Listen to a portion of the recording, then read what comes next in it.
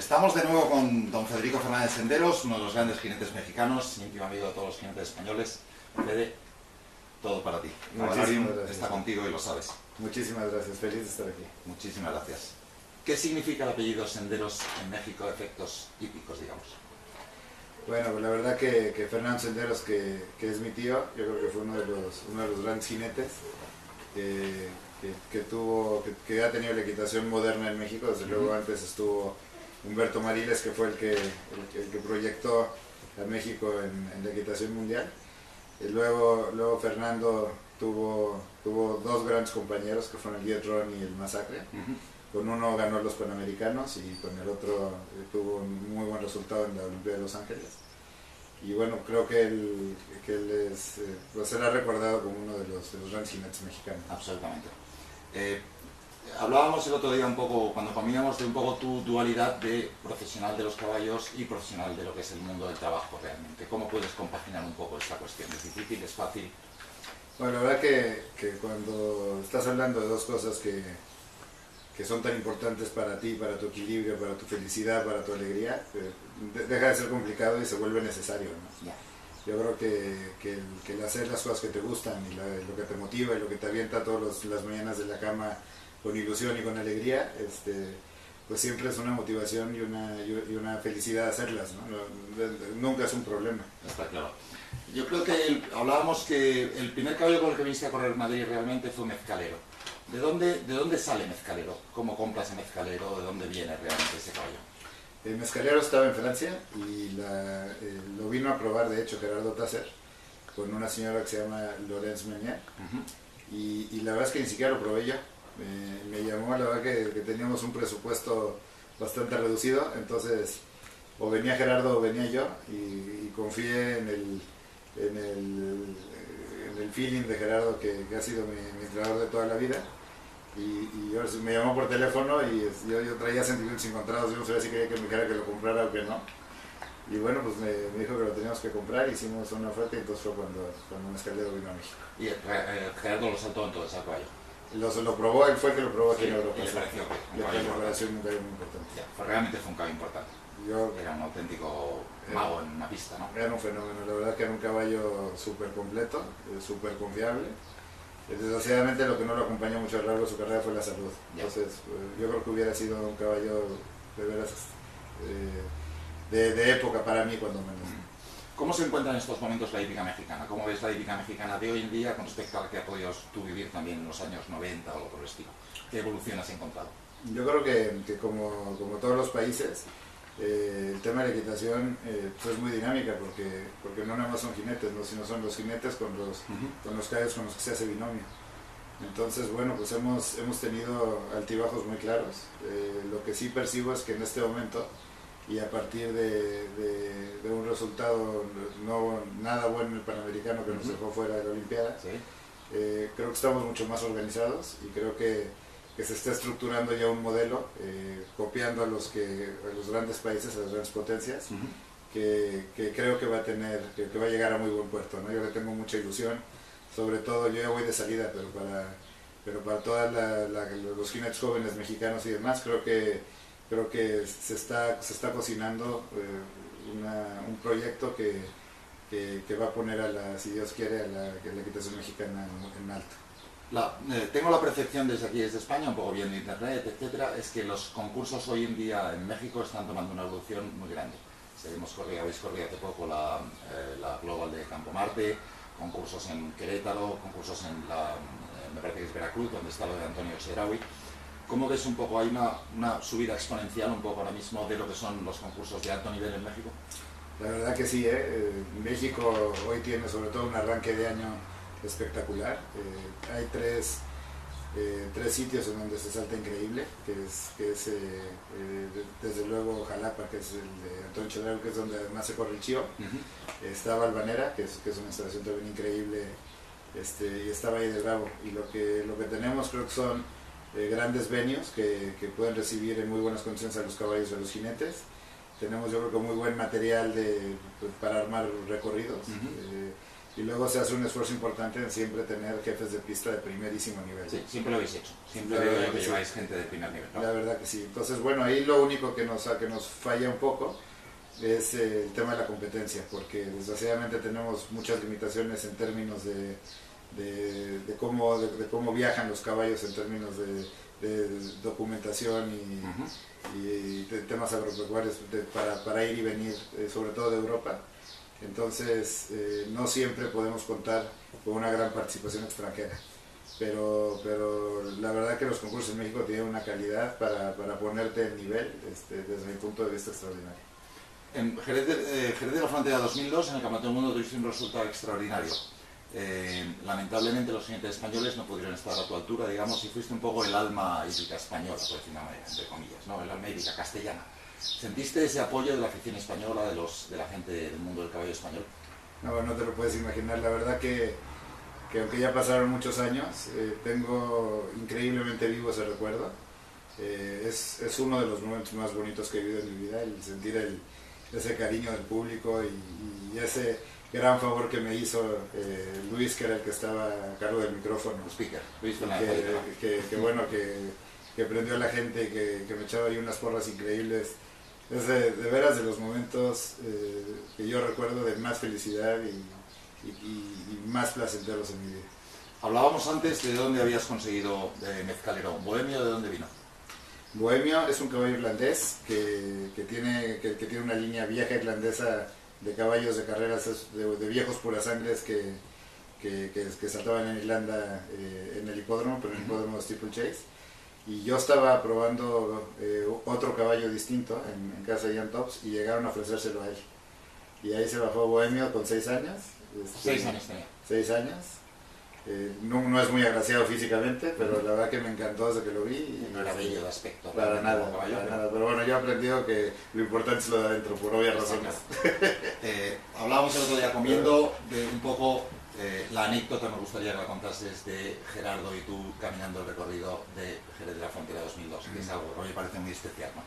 Claro, sí, bueno, la verdad que tuve el campeonato de mi vida, ¿no? La verdad, de esas veces que todo sale bien, que el caballo está en su punto, que yo venía afortunado, que además, como tú comentabas antes, se acompañó de que la gente en España me acogió como si fuera uno propio.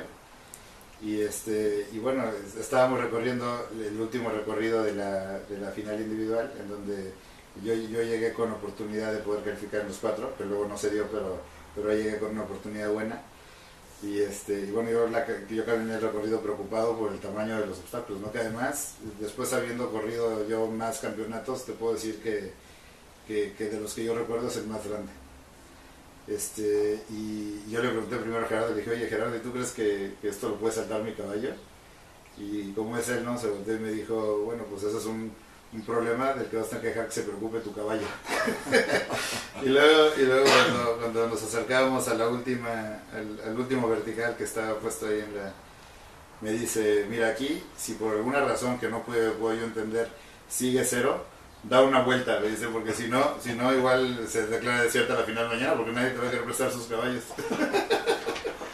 Cosas de Gerardo que, si Dios quiere, verá esta entrevista y le mandamos un cariñosísimo abrazo desde aquí, por supuesto. Para la gente española que no lo sepa, Gerardo en México, mucha gente que le llama el Mosco, ¿no? El Mosco, vale. ¿Qué es el Mosco a efectos como profesor y como jinete? ¿Qué sensaciones tienes tú con respecto a esa dualidad que él ha tenido, digamos? Bueno, él desde luego como jinete creo que ha sido uno de los grandes jinetes del mundo, porque tenía un feeling muy muy especial. Yo siempre le decía que a mí me sorprendía mucho de él que él pensaba como caballo, ¿no?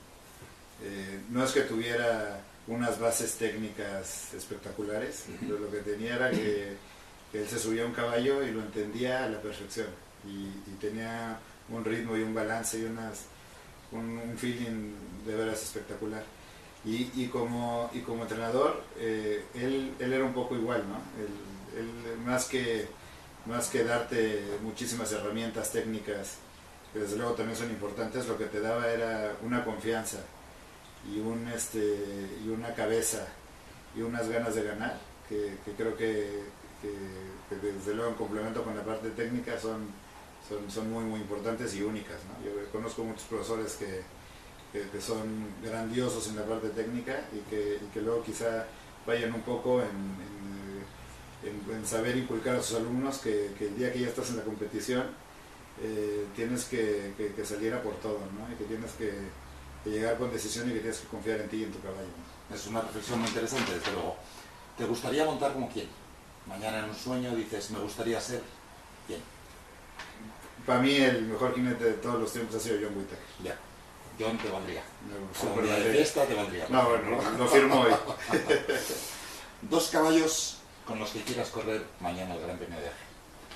En primerísimo lugar el Cortés, de Sí. Easy Madden. Y en segundo lugar empatado pondría el Big Star y el Azul, a ver si fuera yo capaz de montar alguno de los dos. Bien. Y si tienes que correr, por ejemplo, la final de la Copa del Mundo encerrado, ¿qué se te viene a la cabeza? Favor, porque nunca he corrido encerrado, pero yo creo que un poco los mismos caballos, ¿no? Ya. Hablábamos el otro día de que me gustaría que lo explicases a los lectores de nuestra página el por qué cambias, en términos generales, los nombres de los caballos, realmente. Es un poco esa filosofía que nos decías que me parece muy curiosa y muy graciosa, digamos, un poco al respecto. Bueno, siempre es algo que me preguntan bastante, pero de toda la vida la verdad que les he cambiado porque para mí es un momento tan especial, es una ilusión tan grande cuando tengo un caballo nuevo, que bueno, me lo imagino, lo sueño, me visualizo con él entrando en una competencia internacional importante, incluso compitiéndola, intentando ganarla. Y es curioso, pero a veces también me imagino al speaker, ¿no? Cuando te llama a la pista en un país de otra lengua, etcétera. Y para mí es tanta ilusión el que se incorpore un caballo nuevo conmigo y que algo importante es verle la cara y ponerle el nombre que siento que debe tener, ¿no? Entonces, luego hay gente que no le gusta, ¿no? Dice que, por ejemplo, ahora que está tan de moda la parte de la cría y demás, me he topado con gente que ha criado caballos que luego yo he montado y que me ha dicho, y la verdad que me apena, ¿eh? O sea, no lo hago nunca con una intención de molestar a nadie, pero para mí siempre ha sido una parte muy importante de formar un nuevo binomio, el nuevo binomio, verle la cara, imaginármelo y con toda la ilusión del mundo ponerle un nombre nuevo, ¿no? Ahora, tu mujer Paola, por ejemplo, ha estado algún tiempo trabajando con Albert Born, uno de los grandes jinetes de todos los tiempos. ¿Qué sensaciones te ha creado ese hombre cuando la has visto trabajar con ella o contigo o la has visto montar a caballo? ¿Qué te transmite de especial? ¿Es un poco Gerardo en el sentido de feeling absoluto? ¿Cómo lo ves? La verdad que para mí ha sido un gusto el conocerlo y el tenerlo cerca. Desde luego es una gente muy especial en el buen sentido de la palabra. Es un absoluto idealista. Él tiene una filosofía ecuestre, él vive para los caballos, es lo que más le importa en el mundo, muy por encima de lo material, pero de verdad, en eso es absolutamente artista, ¿no? Y tiene conceptos yo creo que muy válidos, ¿no? Que van siempre en función de la naturaleza del caballo y de la colocación que tiene cuando el caballo salta en libertad y de la manera en que un caballo gira cuando no trae un jinete encima, y la verdad yo le he aprendido mucho, ¿eh?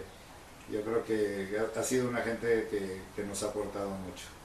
A todas las personalidades que hemos entrevistado siempre les hago la misma pregunta y probablemente casi nadie sabe contestar muy bien, porque es difícil ser un poco visionario. Se ha saltado muy grande, muy ancho, muy difícil, material más delicado, mucha luz, 1000 cosas, las vueltas, todo ha cambiado. ¿Hacia dónde crees que puede evolucionar más este deporte? ¿Qué vuelta de tuerca nueva crees que en los próximos 10, 15 años se puede llegar a producir? Si es que ves alguna, porque hay gente que dice, creo que no, creo que esto va a seguir un poco por este mismo parámetro en el que estamos. ¿Tienes alguna idea de por dónde puede dar una vuelta de tuerca este deporte? Pues mira, la verdad es que ahí me ha tocado vivir un cambio increíble en equitación, ¿no? De hecho, cuando yo empecé a saltar internacional, pues los mejores caballos los tenían los amateurs. Y te encontrabas, había una sola ruta de concursos internacionales, no había demasiadas opciones, te encontrabas siempre a los mismos jinetes. Era una equitación mucho más de binomios. Hoy tienes un jinete número 1 del mundo, ¿no? Antes no había ranking, pero lo que sí había era un clarísimo binomio que era favorito en todas las competencias, ¿no? Que era el que mandaba. mandaba, ¿no? Como lo fue Hugo Simón con el IT, Sí. como en su momento fue Pierre Durand con el Japelú, o John Whittaker con el Milton, me explico. Entonces era un momento distinto, ¿no? Y eran venues pues muy imponentes, ¿no? Como lo es Gixter, como lo es Dublín, como lo es por supuesto Aachen, como lo es el mismo Spruce Meadows, Roma, Madrid. Eran ese tipo de... y la verdad es que hoy tenemos una equitación muchísimo más profesional, muchísimo más grande, ha crecido muchísimo a lo ancho. La calidad de los caballos es increíble porque la crianza se ha convertido en un negocio muy importante. Y hoy lo que tienes es un estándar altísimo, ¿no? Los jinetes son unos atletas, están totalmente enfocados. Los caballos, hay caballos maravillosos, hay un estándar. Hay 200 pesos en el mundo que tienen un nivel altísimo. Y la verdad que yo creo que la tendencia va a ir hacia donde los grandes líderes la lleven, porque material en jinetes y en caballos tienen para... Incluso pueden haber muchos más circuitos, ¿no? Muchos más circuitos muy importantes, ¿no? Ahora está el tema de la Global Champions Tour, están los grandes concursos de toda la vida como lo son pues Aachen, Dublín, Madrid, Roma, etc. Y lo único que de veras espero de todo corazón es que se recupere ese cariño que se tenía antes por el tema de representar a tu país, ¿no? De las Copas de Naciones.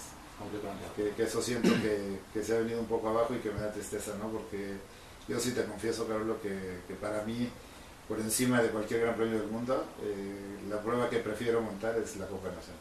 Ya. Estoy completamente de acuerdo contigo.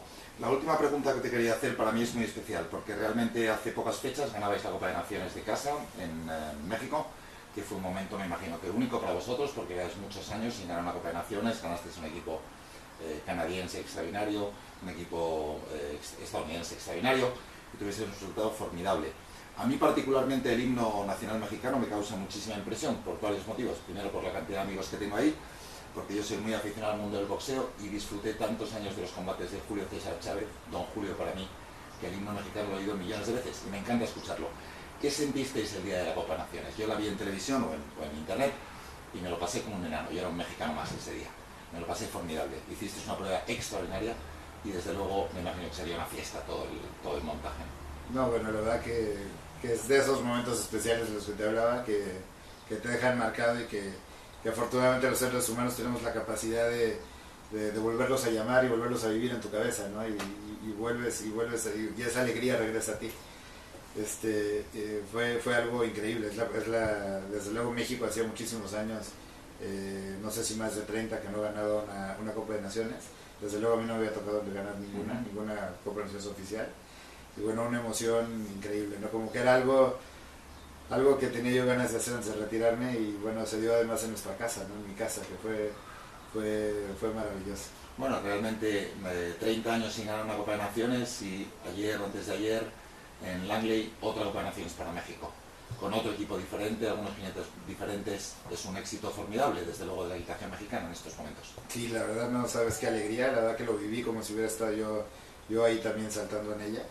Me dio muchísimo gusto por mis compañeros, porque hicieron también un gran esfuerzo en ir allá y sobre todo creo que fue un banderazo muy importante al proyecto del que yo te había hablado, ¿no? En donde ya tenemos un jefe de equipo que liderea un poquito la organización de cómo se conforma el equipo mexicano y los concursos que se hacen, la preparación, la rotación de los jinetes, la preparación, etcétera. Y bueno, el haber arrancado quedando segundos en Ocala, primero en México y primero en Canadá, y calificando primeros en la liga para la final en Barcelona, creo que para el proyecto fue extraordinario, independientemente de lo increíble que fue como mexicano el haber estado en esas ¿Qué os ha cambiado, Normandelo Yoyo, en estos momentos? Un poco la estructura, la mentalidad, ¿dónde os ha llevado en estos momentos? Creo que ha habido dos cosas muy muy importantes. La primera es ha dejado de poner los jinetes a competir entre ellos. Ha creado verdaderamente un espíritu de equipo, un espíritu de nación, una mentalidad de todos estamos juntos buscando el mismo objetivo y todos somos parte de lo mismo. Porque cuando hay una gente que decide, entonces los jinetes dejan de pelear entre sí para intentar tener un lugar, ¿no? Simplemente cada quien se concentra en hacer lo mejor que puede y se pone a disposición de un jefe de equipo, ¿no? Que eso es un cambio bestial porque de entrada ya hoy somos un equipo, ¿no? Ya estamos todos luchando por el mismo lado. Y luego por otro lado, que también es muy importante, en la parte del entrenamiento, es una gente que tiene muchísima experiencia y lo que aporta en sitio el mismo día de la competencia ha sido increíble, para mí sorprendente. Creo que ha hecho una gran labor. Eso es importante, desde luego.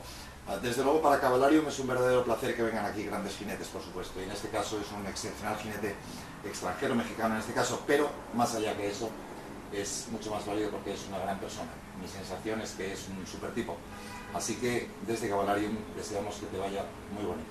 Muchísimas gracias. Soy privilegiado por estar aquí sentado platicando contigo y de veras mil gracias por siempre hacerme sentir tan bienvenido y tan en casa. Gracias, muchas gracias.